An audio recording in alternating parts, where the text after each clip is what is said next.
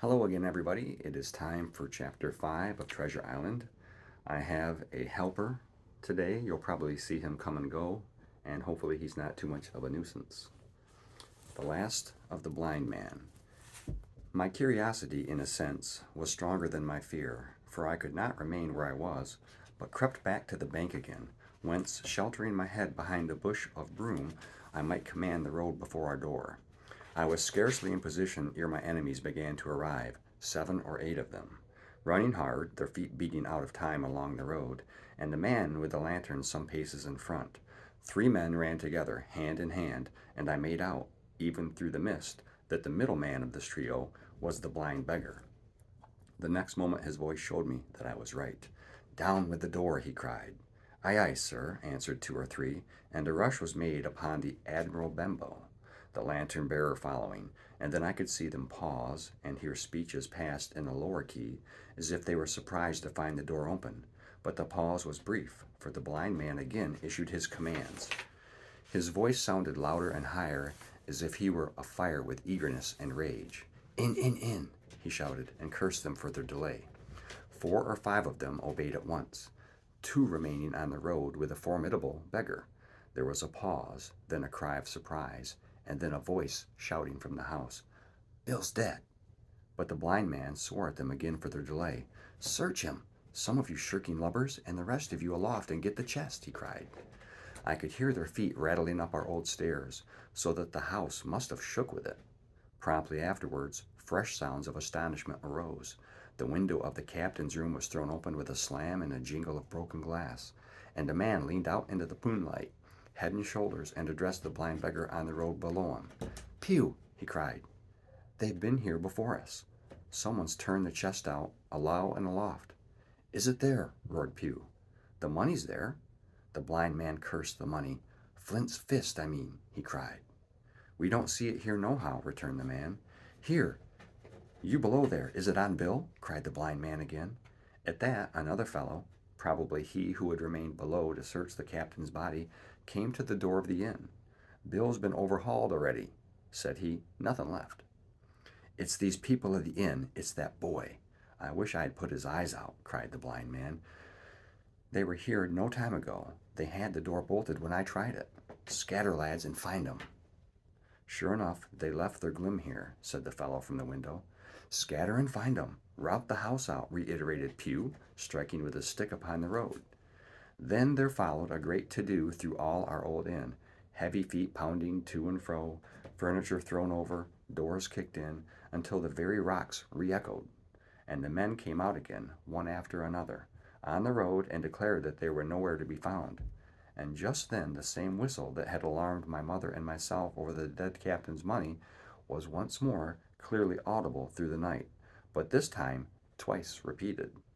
I had thought it to be the blind man's trumpet, so to speak, summoning his crew to the assault, but I now found that it was a signal from the hillside towards the hamlet, and, from its effect upon the buccaneers, a signal to warn them of approaching danger. "There's Dirk again," said one. "Twice. We'll have to budge, mates." "Budge! You skulk!" cried Pew. "Dirk was a fool and a coward from the first. You wouldn't mind him. They must be close by. They can't be far. You have your hands on it. Scatter and look for them, dogs.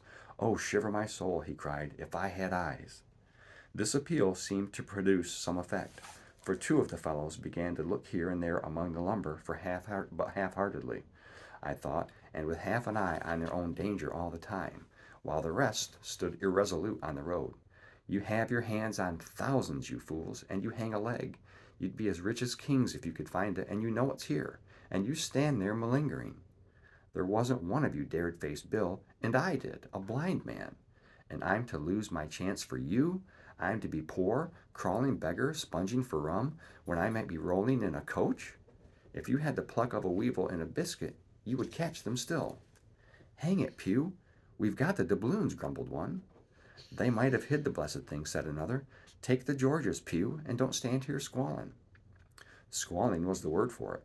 Pew's anger rose so high at these objections, till at last, his passion completely taking the upper hand, he struck at them right and left in his blindness, and his stick sounded heavily on more than one. These, in their turn, cursed back at the blind miscreant, threatening him in horrid terms, and tried in vain to catch the stick and wrest it from his grasp. This quarrel was the saving grace for us, for while it was still raging, another sound came from the top of the hill on the side of the hamlet, the tramp of horses galloping. Almost at the same time, a pistol shot, flash and report, came from the head side, and that was plainly the last signal of danger, for the buccaneers turned at once and ran, separating in every direction, one seaward along the cove, one slant across the hill, and so on, so that in half a minute not a sign of them remained but Pew. Him they had deserted. Whether in sheer panic or out of revenge for his ill words and blown, I know not, but there he remained behind, tapping up and down the road in a frenzy, and groping and calling for his comrades. Finally, he took the wrong turn and ran a few steps past me, towards the hamlet, crying, "Johnny, Black Dog, Dirk," and other names. "You won't leave old Pew, mates? Not old Pew?" Just then the noise of horses topped the rise, and 4 or 5 riders came in the moonlight and swept at full gallop down the slope. At this, Pew saw his error, turned with a scream, and ran straight for the ditch, into which he rolled. But he was on his feet again in a second, and made another dash, now utterly bewildered, right under the nearest of the coming horses. The rider tried to save him, but in vain. Down went Pew with a cry that rang high into the night, and the 4 hoofs trampled and spurned him and passed by. He fell on his side, then gently collapsed upon his face, and moved no more. I leapt to my feet and hailed the riders. They were pulling up, at any rate, horrified at the accident, and I soon saw what they were. One, tailing out behind the rest, was a lad that had gone from the hamlet to Dr. Livesey's. The rest were revenue officers, whom he had met by the way, and with whom he had had the intelligence to return with at once. Some news of the lugger in Kit's Hole had found its way to Supervisor Dance, and set him forth that night in our direction, and to that circumstance my mother and I owed our preservation from death. Pew was dead, stone cold.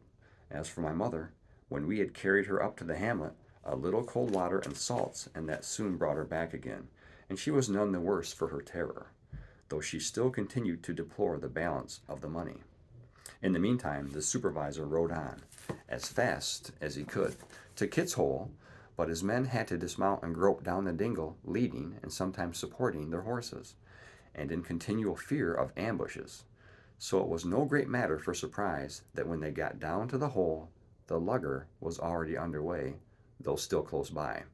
He hailed her. A voice replied, telling him to keep out of the moonlight, or he would get some lead in them, and at the same time a bullet whistled close by his arm. Soon after, the lugger doubled the point and disappeared. Mr. Dance stood there, as he said, like a fish out of water, and all he could do was dispatch a man to warn the cutter. "And that," said he, "is just about as good as nothing. They've got off clean, and there's an end. Only," he added, "I'm glad I trod on Master Pew's corns," for by this time he had heard my story.